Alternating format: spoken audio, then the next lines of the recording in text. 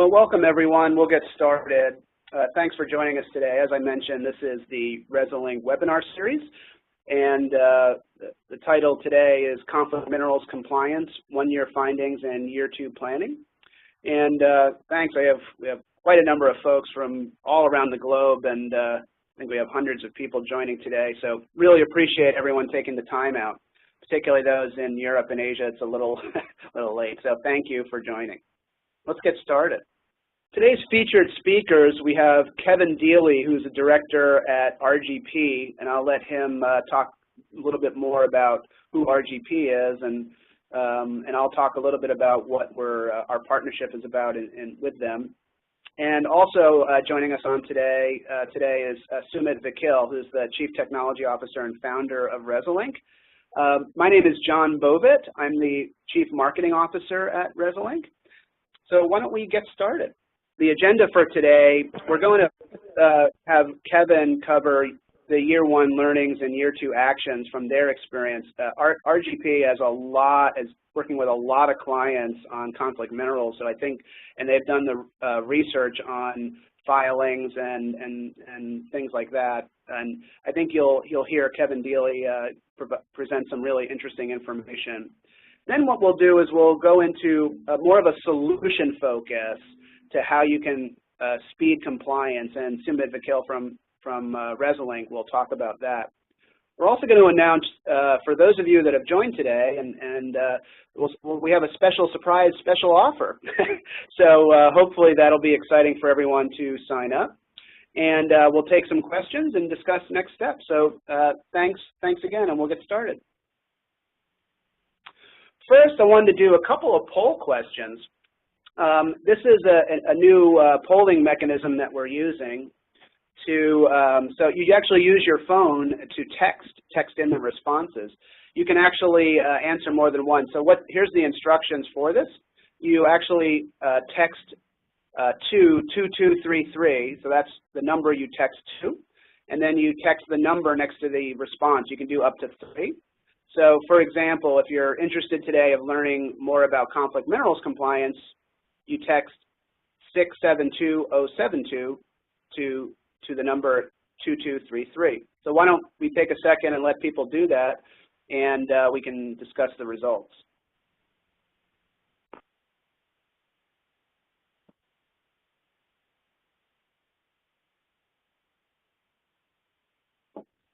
And they're off. Always trying to adopt newer technologies, and what we found is that being able to text in allows people to use their phone during meetings, and that's always fun.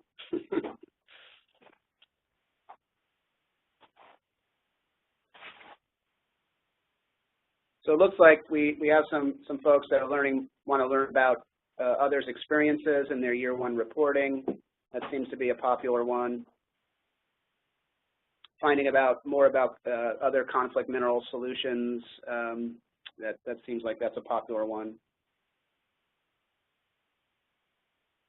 And just learning more about conflict minerals compliance in general looks like that's also popular. So interesting. I'll give everyone a second to text in some of their interests, but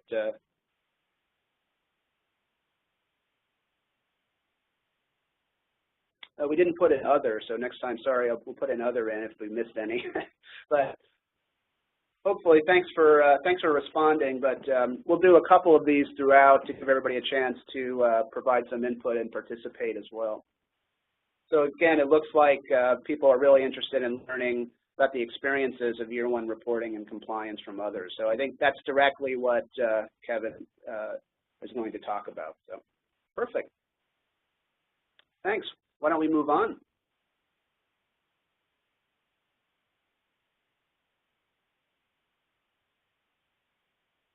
Here's the next poll question. What is your company's top 3 concerns for conflict minerals reporting? Again, same concept. You text next to the response. You text 2233 and text the number. You can do up to 3 as well.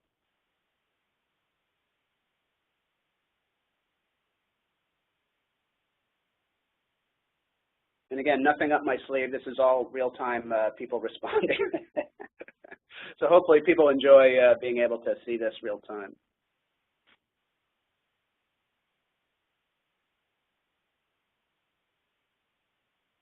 So it looks like people are very interested in data collection and quality issues. Supply chain visibility for identifying country of origin also seems like a really important one, followed by supplier education. So I think these map to some of the ones that we've been hearing as well, and Kevin can comment on his experience with as he's able to react to these after we're done.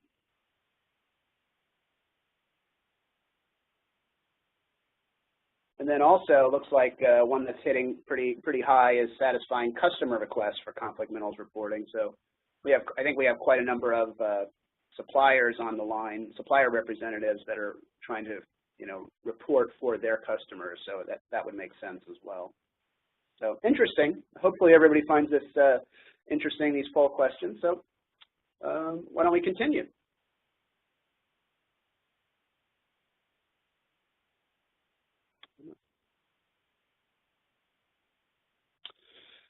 So, why are we here today? I think everybody's aware of the regulation that's out there, and what is the risk of noncompliance to the Dodd-Frank Act, and specifically the conflict minerals provision there. Even just recently, the White House added some additional criteria and expanded some sanctions on it.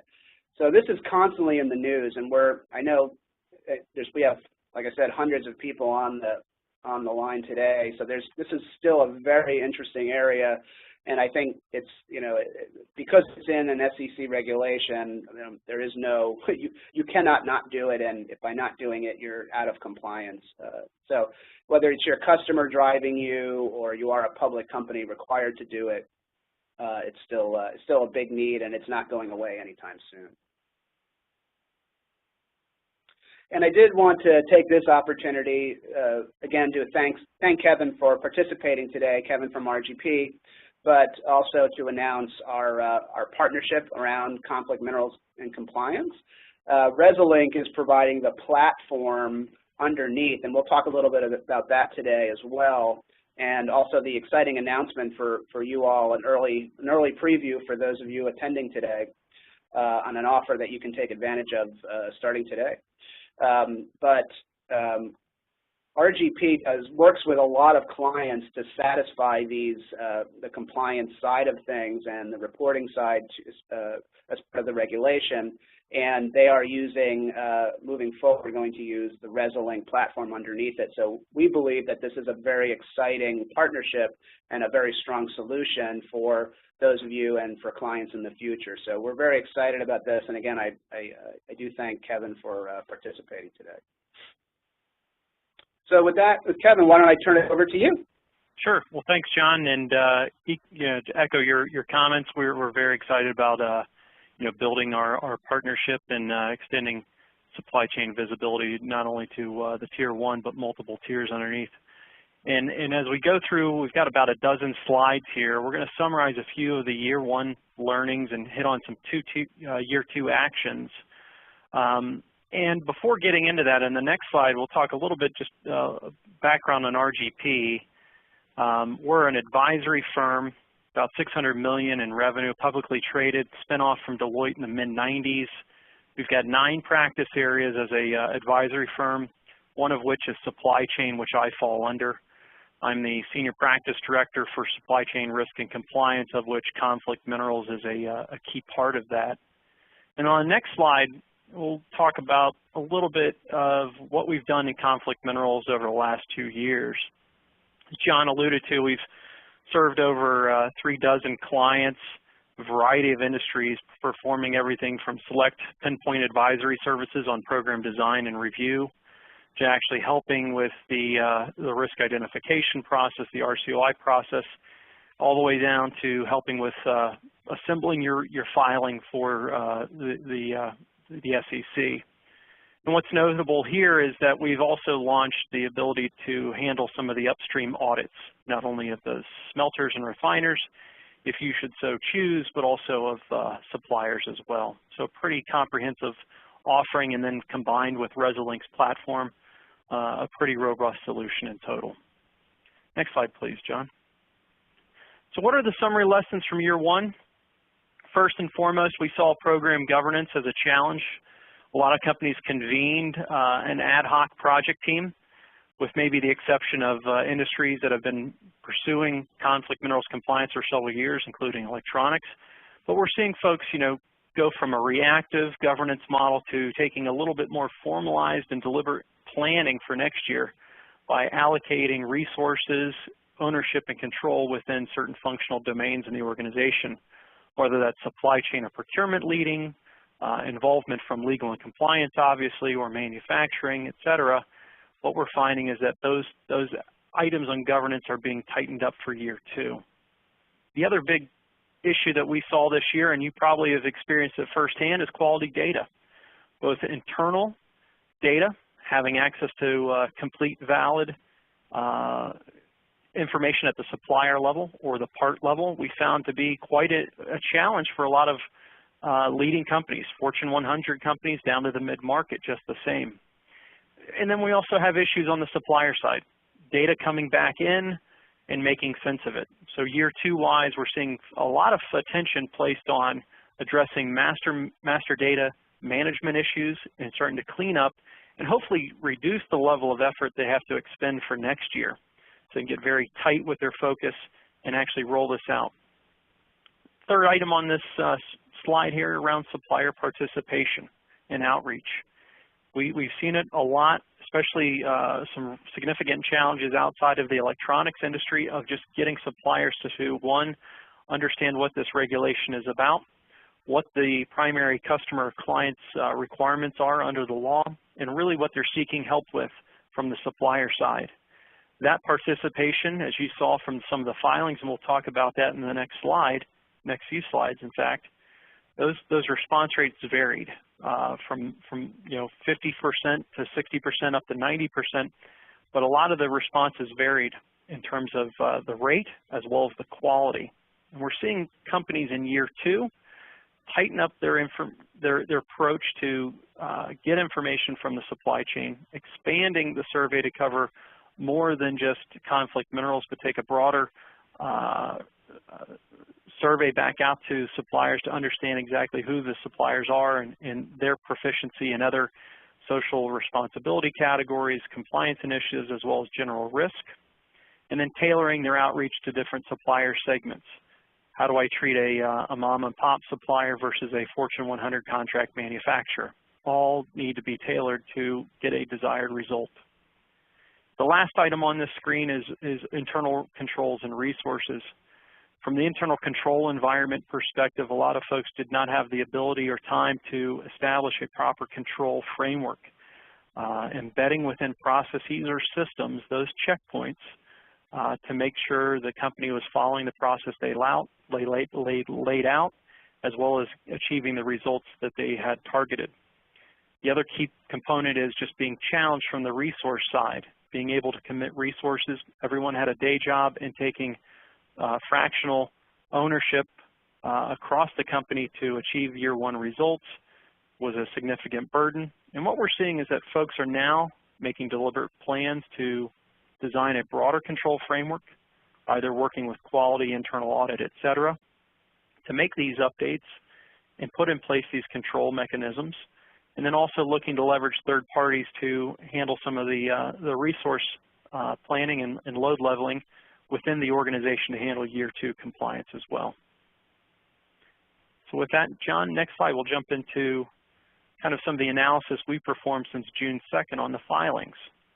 And what we did is we started with really an industry top-down review of over 30 industry segments that we saw as being likely to be impacted by conflict minerals. And we pulled that data, and it equaled or just totaled about 617 companies. And then from there, we went down and pulled the filings. We developed an assessment checklist, scored the filings, and basically prepared the summary results, and we'll share some of those on the next slides.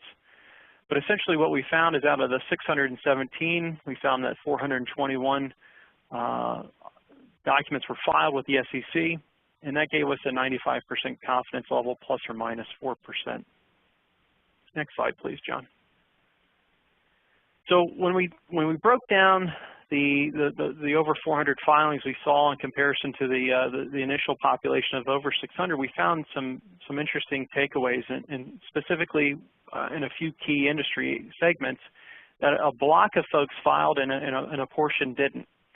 As you can see in chemicals, 10%, actually 28% filed an FD or a FDCMR, Specialized Disclosure or Conflict Minerals Report, but an overwhelming majority, 72%, did not file anything.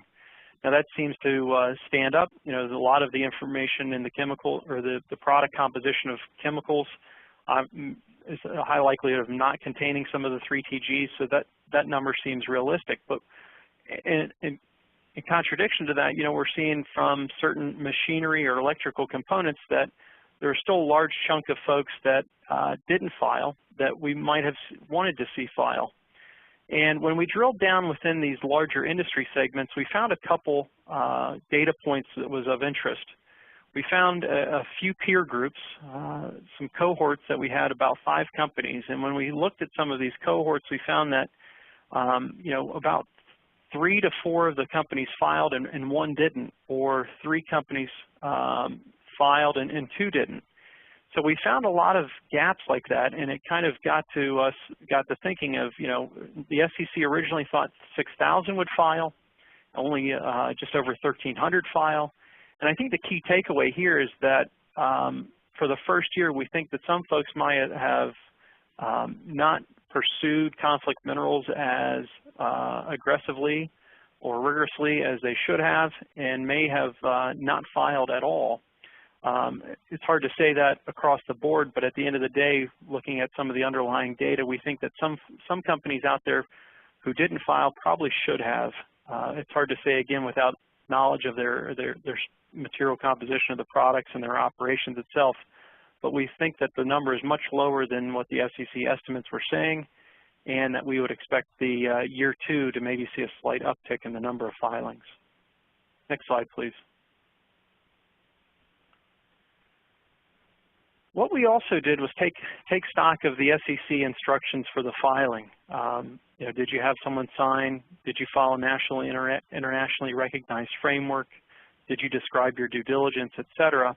And we built a very simple set of criteria. And when we cast that against the filings that we've pulled, we found that over 75% had missed one or more of the requirements that the SEC listed in the instructions. And that's a little bit surprising. So what it's telling us is that a lot of companies hit the mark, did include a lot of good information, but they didn't, you know, to the letter of the instructions indicated by the SEC, they weren't able to satisfy all those requirements that were enumerated in the final rule. The one caveat to that, we also took into account the late change in guidance based on the legal outcomes in making the voluntary description of your products as conflict-free, not conflict-free or undeterminable. So that factored in here and was not a part of the calculation of who achieved or who satisfied the requirements or didn't. Next slide, please. So, you know, when we looked at what was filed, overwhelmingly, the SDE, Specialized Disclosure, with the more detailed conflict minerals report was provided, 83%. And on the next slide, we see that a lot of the folks who did sign the filing, obviously being an SEC filing document traced back to the CFO. Legal had just around 12% there, but the other bucket of 34% primarily made up of supply chain, purchasing, operations, or manufacturing type executives is what we've observed. So just over a third of the folks who signed fell outside of the C-suite and fell into more of an operational role within the organization. And I think that's important because as folks this first year pursued compliance, a lot of it was driven out of supply chain procurement with the assistance of legal and compliance. And what we're continuing to see is that evolve into a more formalized cross-functional team that will have a more permanent governance structure for year 2 and beyond. Next slide, please. Hey, Kevin, question on that, because I think this is pretty fascinating for this audience. Yep. Do you think that 34% for other, is that going to grow around supply chain, you think, or is that just for the year 1? Do you have any insight? That's a great question. I think, if anything, I think it may grow. It may grow because if this becomes a function of the supply chain organization, resident primarily within that group in the company, then in fact you might see more direct ownership and signatories from that function itself moving forward. All right, thanks. But then, yep. The other key takeaway we observed in reviewing the files is just around the general sense of governance. You know, what did companies put in place to structure their programs and ensure ongoing adoption, adherence to the standards, et cetera? And by looking at a couple different data points, the policy, having a conflict minerals policy, as well as alignment to the OECD framework, we thought were good indicators. And you can see about 75% there had a policy referenced within their filing document, and nearly a quarter didn't. And that's really kind of a surprise.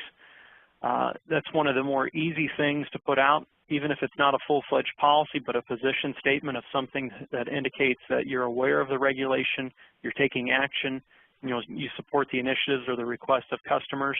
But a quarter of the companies that filed didn't provide any indication they had a position or statement or policy on conflict minerals.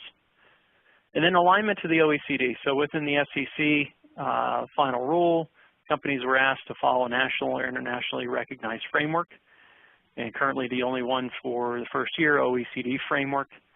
And we fully expected the folks reference this or outline their due diligence process in total per the OECD framework.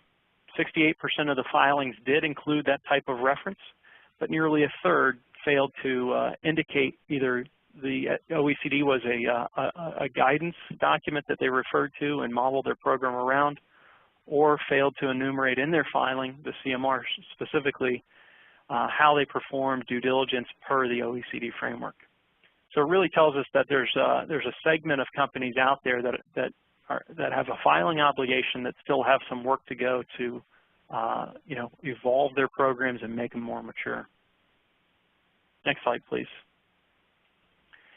A couple of other key data points, and this I think is no surprise, being the first full-fledged compliance year and having seen this for several years now.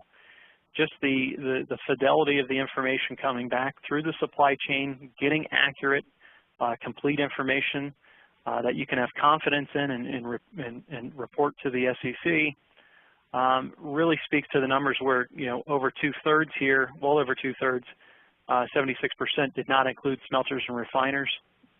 In our personal experience as a firm dealing with clients as they reviewed information coming back in and developing the filing, a lot of the information being collected was suspect at best, could not be substantiated. We found anomalies in there, including references to distributors or other manufacturers who are in fact not a smelter refiner or not involved in the metal processing of any of the 4 minerals in question. But we did see in a lot of instances, specifically in the electronic side, folks with well-developed programs for several years now include that detail at a smelter and refiner level. And that corresponds with the country of origin just the same. So being able to produce that information at that level and then translating it back to the country of origin. So really a small set, less than a quarter, were able to get to that point for the first year. And we really attributed that to folks in the electronics industry who have been hard at work for this, on this exercise compliance initiative for several years now. Next slide, John. Overall, what were the final conclusions you could draw from each of the filings? An overwhelming number of the, just over 2/3 here, indeterminate source. And again, that would be folks who elected, and again, it was voluntary for the first year to describe your products as DRC, conflict undeterminable. Some did, some didn't. You could still conclude that the source of their minerals was indeterminate. We had a portion that came out of the gate and stated conflict-free, or elements within their product portfolio were in fact conflict-free. And then some, just 17%, actually you couldn't discern what was the final outcome or conclusion as far as where they stood in the filing and what their due diligence produced. So again, the majority being indeterminate or no conclusion provided, it really speaks to the lack of transparency in the mineral supply chain today, general supply chain overall, and that year two, this journey will evolve, and we fully expect these numbers to ratchet down and have better results, both in terms of smelter refiner information, country of origin information being reported. Next slide, please, John. The other thing we cataloged out of all the filings reviewed is we pulled out sections in the filing, especially specific to the CMR, where companies highlighted steps they were going to take to improve due diligence or mitigate risk. And all these had very common themes, and they really focused on communication and training, both internal and external. Working and engaging suppliers to train them on how to conduct their own risk identification, their own due diligence, kind of teach, coach, and mentor suppliers to take action on their own through their own supply chain to get improved results. Now we're seeing folks implement controls, and a part of that control framework would be modifications of the contract language, standard T's and C's, as well as purchase orders. And again, when you look at all of the filings for this first year, there are a large number of filings that were submitted by mid-market companies, folks that fell outside of the electronics industry that really weren't prepared for conflict minerals in year one. And a lot of these may have already been adopted by the electronics industry or folks involved in there, but now we're seeing just a general maturation of capability across these other industries, and it's reflected by some of the actions here. And that really gets to kind of having a survey review and validation process, leveraging IT systems to improve the due diligence process itself, tagging suppliers or products in the item master, supplier master, leveraging platforms like Resilinc to quickly build multi-tier visibility so you can get to the ground truth without waiting for the suppliers year over year to help farm that information for you. And then lastly, and these were, I'd say in the minority, folks actually contemplating changing suppliers, or changing the source of supply based on supplier failing to provide a response or a sufficient response in year one. So again, I think the key takeaway here is that folks are really going to be focused on trying to build capability and awareness, both internal and external, and trying to tighten up just the general process to make it more efficient and cost-effective moving into year two. Next slide, John. So I think in total, that's just the tip of the iceberg of the data. We wanted to give you a little bit of feel for some of the high-level things. If there's specifics you would like to see maybe for your company or your industry group, happy to help share some more detailed information that we've developed that goes behind this, and you can definitely reach out to myself for that. But the uncertainty for conflict minerals remains. There's a couple legal actions that are forthcoming for this year. The meat packing and labeling case. Definitely we'll get to the description of the products and some of the guidance that would result from the SEC, and then there's any additional district court action on the law itself. So monitor that situation. Legal outcomes, as well as any additional guidance from the SEC. Take stock of your year one program. Where are you in terms of governance, data quality? Do the after action review to see what could be improved and what should be sustained going into year two, and lay a plan out to focus on that for measurable improvement in year two. The other big thing that we saw this year were a lot of companies starting late. We had folks come to us in January and February to start due diligence for 2013. So they started their activity in pretty late in the game. And by starting year 2 sooner than later, we think you'll be in a better position to have a longer runway into next year's filing. And then we're also seeing that the cost of compliance, if you're going back to the supply chain for information around conflict minerals, putting the product DNA together, understanding exactly what goes into it, is really expanding that view and going and tapping into what other information you can do or collect to build a more complete supplier profile, supplier risk measures, sustainability measures, et cetera, to really broaden the understanding of what's in the supply chain and just general supply chain transparency. So with that, that's going to complete my remarks for today's session. Again, following today's session, happy to share additional detail, the underlying data that goes with this, with anyone of the attendees, and appreciate your attendance today. And with that, I'm going to hand it back over to Sumit, who will talk about Resilinc and their platform for conflict minerals. Hey, Kevin. This is John. First, thanks. Great job. And I think it's really interesting how both based on your findings that you presented today and our research and talking to clients and other industry research, we sort of wanted to take all the lessons learned, and particularly the ones that you highlighted as well, and roll that into the base platform so that these best practices and the ways to correct going into next year can be fully automated in a more cost-effective way. So with that, I'm going to transition to Sumit to talk a little bit about that. Thank you, John. Hi, everybody. I'm Sumit Vakil, Chief Technology Officer and co-founder of Resilinc. I will talk about a solutions-based approach to enhancing speed to getting the compliance data and doing it in a very cost-effective fashion. But before I get started, let me talk a little bit about Resilinc.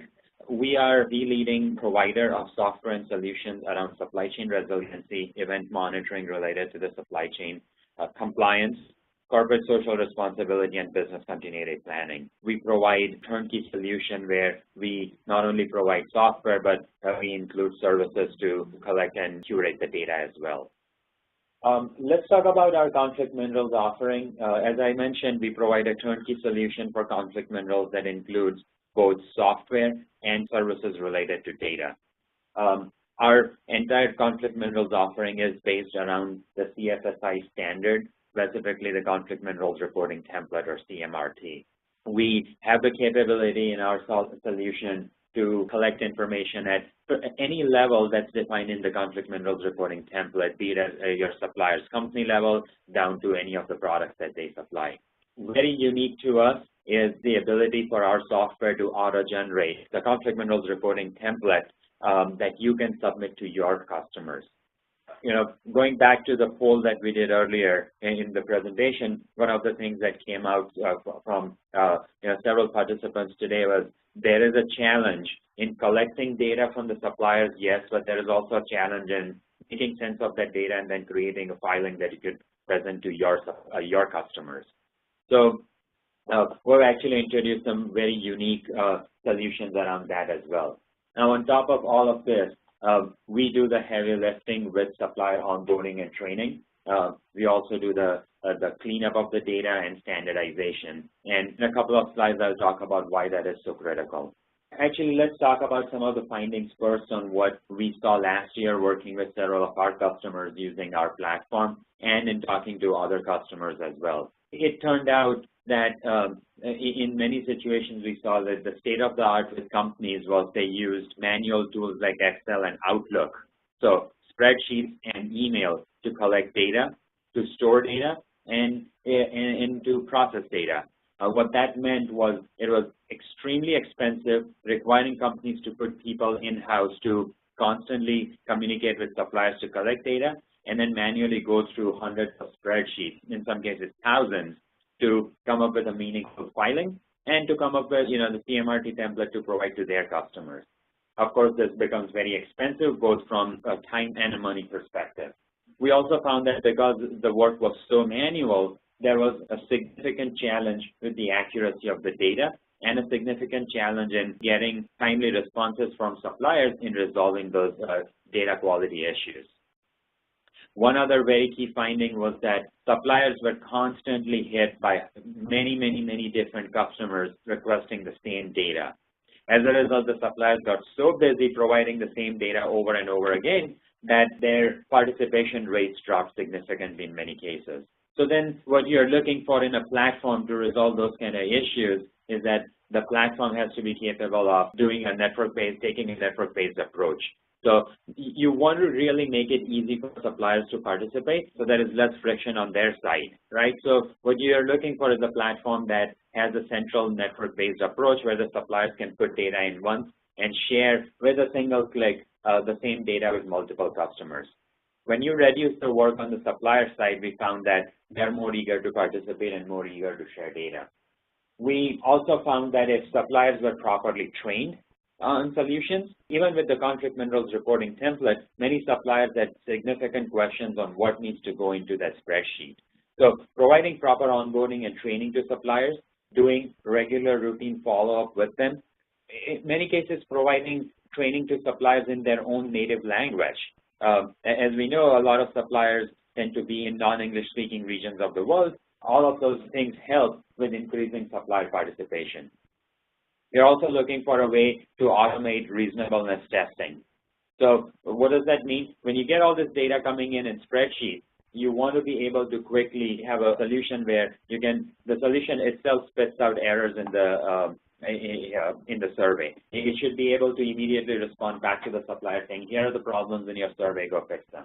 And finally, you should be looking for something where the software collects information from suppliers, bundles it together, and prepares a report that you can provide to your customers.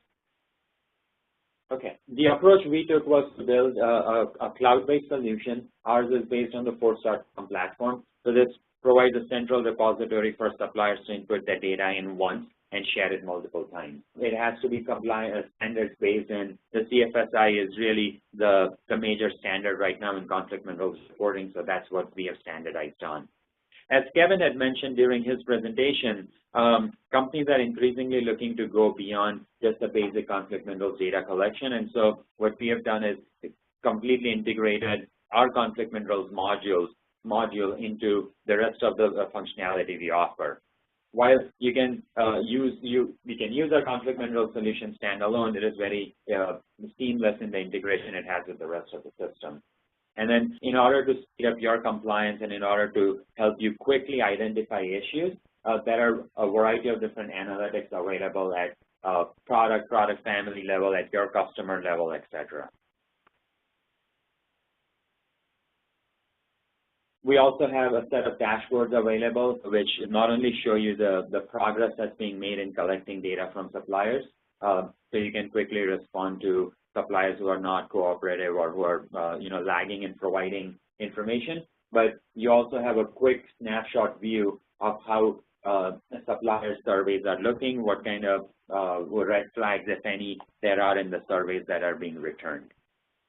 Instead of having to go through spreadsheets and do your analysis, there are dashboards available where this information is presented to you so you can take action. There is a significant amount of due diligence on the survey that the software itself performs. For example, when the survey is submitted, the software cross-checks various answers. So in order to ensure that the answers actually match up. The software is also going to check if on the declaration section a particular metal has been declared, then a smelter exists in the smelter list. One other thing that we found customers had a frequent problem with was suppliers tend to report smelters with a variety of different names. So even for the same supplier, what we had seen was the same smelter would be reported in various different combinations of names. And it became very confusing for customers to figure out what supplier is actually using what smelter or what smelters getting used by multiple suppliers. So what we do is we add our own standardization to the data. So we go add a standardized or a normalized name for the smelters in our database. So if you wanted to look at a report where you could see which suppliers use what smelters or what smelters are being used by multiple suppliers, it's all there and very easy to get to. You also want to be able to see what kind of risks exist in your conflict minerals reporting that your suppliers have provided. For example, if you have a product that you're selling to other customers, you want to be able to see what kind of information your suppliers have provided. In this example here, the pie chart showing you that for this particular product, of the 27 partners that have provided data, over 3/4 of them are saying that they're using materials from the DRC region. Similarly, if you look at one of the bar charts on the right-hand side, this is actually telling you that of all your suppliers, 65 of them are saying that they don't collect information from their own suppliers, which is actually pretty alarming if you think about it. So these are the places where you can go dig deeper into the data and then go do an outreach to a targeted outreach to those suppliers only and help resolve issues there and collect better quality data. Lastly, this is one of the things that is very critical and it is very time consuming, we have found with most customers. You collect all these reported CMRT spreadsheets and now you need to provide a report to your customer. You end up with manual tools, you end up having to go through hundreds and thousands of spreadsheets to link those spreadsheets up to your products or groups of products and then create a CMRT template yourself.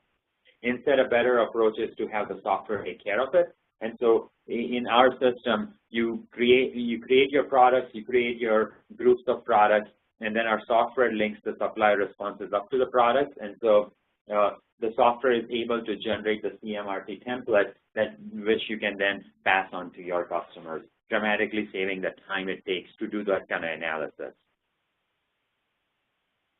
So to summarize, what we have created is a turnkey solution that includes software and services that provide for data collection, supplier onboarding and education, data validation, and also a robust set of analytics to quickly pinpoint issues in the conflict minerals survey, and a way to very efficiently generate CMRT templates that you can provide to your customers. With that, I will turn it back over to John. Hey, thanks, Sumit. Thanks, Kevin. And thanks, everyone, for participating today. We have a few things on the agenda. One is we have an exciting offer for you that have participated today. We're actually a few weeks out from actually publicly launching a new product designed to reduce the barriers for people to do conflict minerals. And we're now offering it for participants of this webinar to sign up for free. And if you're interested in actually doing that, you can go to this web address, this URL called info.resilinc.com/cm-signup. So I'll leave this up for a few more seconds to let people, we'll also send it out as well if you're interested. But we think this is really exciting because not only did we, during our talking to and doing research around what clients and not only clients of ours, but suppliers to those clients are looking for, is solving very specific needs around this problem, as well as reducing barriers to entry, so and making it really easy to comply. As broad, if we can get everyone complying, I think we could make the world a better place. So really, this offering is designed to do that. We hope that those of you participating, might be interested in signing up, and feel free to do that. Again, it's info.resilinc.com/cm-signup. And you will get a confirmation, and our team will follow up with you to get you all set up. Hope you find that an exciting offer for today.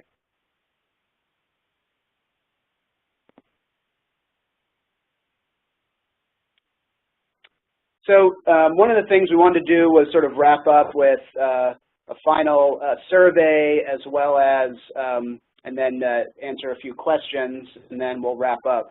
One of the things we wanted to do was, hopefully you found this presentation interesting, both a mix of information and helpful tools and best practices and lessons learned. And I think we've been able to do that for you. In terms of next steps, what are people thinking? Are people looking to optimize their conflict minerals program? Are they looking to perform an assessment to see how they can get started, identify a conflict minerals platform such as a Resilinc, or if you are in fact interested, and you can either send me a note or text in around getting more information on Resilinc and RGP. But feel free to text it in. We'll look at the results. It looks like people are really majority-wise trying to optimize their company's conflict mineral program, and so interesting results, and we appreciate everyone's participation. I think it's interesting, and we should have had a follow-up for those that pushed other. What else were you looking for? We'll have to do that for next time. So it looks like by far it's optimize your conflict minerals program. So thanks for the input. Give everybody a second if anybody else wants to respond.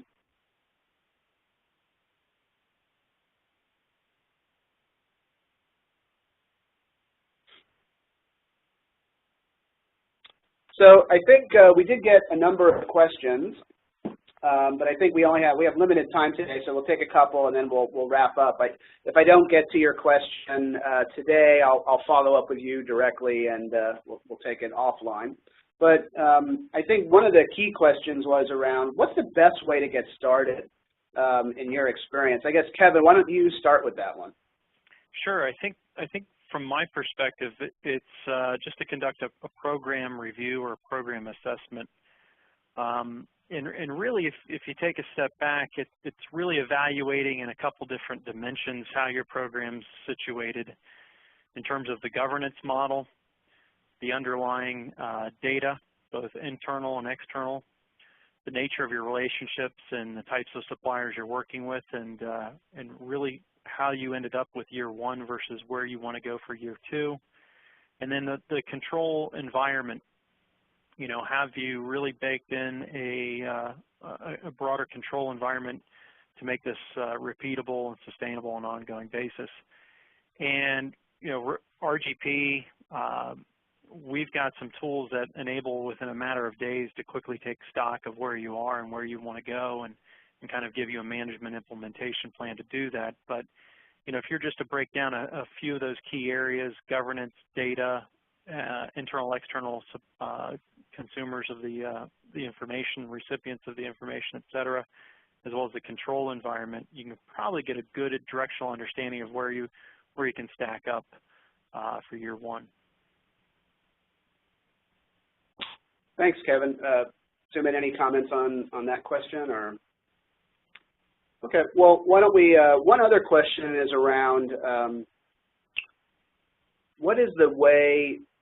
I think a lot of the issues are around getting supplier compliance, and Kevin, you touched on a couple of ideas, such as adding it to contracts, or look like even some people are starting to say, well, we can move off of you. But do you have any, and maybe Sumit, you could start around, is there particular ways that you can increase supplier participation? And then I'll let Kevin also comment.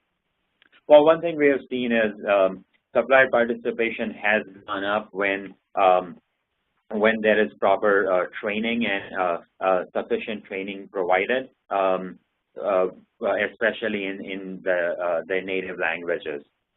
We've also seen that availability of support when suppliers have questions has also helped with it. And of course, having the if they are able to get to multiple customers quickly and easily, without having to do the same process over and over with multiple customers, that has definitely helped increase participation. Great. Kevin, any comments on that one? Yeah. One of the things we've seen, and this is just based on evolving our supplier training and outreach, is initially in a lot of programs we're focused on training suppliers on how to complete the questionnaire. But what we found is that providing a little bit more time and attention on the fundamentals of the law and how to conduct their own risk identification internally and how they can in turn go out to their supply chain was more important because those are the foundational elements that lead into completing the questionnaire. And by training folks on how to look at their products and determine where that risk might reside from a conflict minerals perspective, and then how to coach them on going out to their tier 2, tier 3, et cetera, was very important. And when we saw that level of attention given to the training, we saw improved results, not only in terms of response rate, but quality of response just the same. Okay, great, thanks. I think with that, we're kind of coming to the top of the hour. I want to thank everyone again for, first to our speakers, Kevin and Sumit, for participating today, and thank you everyone for joining, particularly the folks that joined from overseas. I know it's late your time. And again, I want to just flip back if anyone's interested in our offer, and if you have any, if you'd like to contact any of the speakers, we'll send out a notice, but my email address is john.bovit@resilinc.com, and I'm sure most of you for registering have received an email from me, so feel free to contact me if you'd like to speak to Sumit or Kevin or would like more information. So with that, I will wrap up for today. Thank you again, everyone, and take care. To learn more about how to Resilinc your supply chain, call 408-524-2940 or visit Resilinc.com.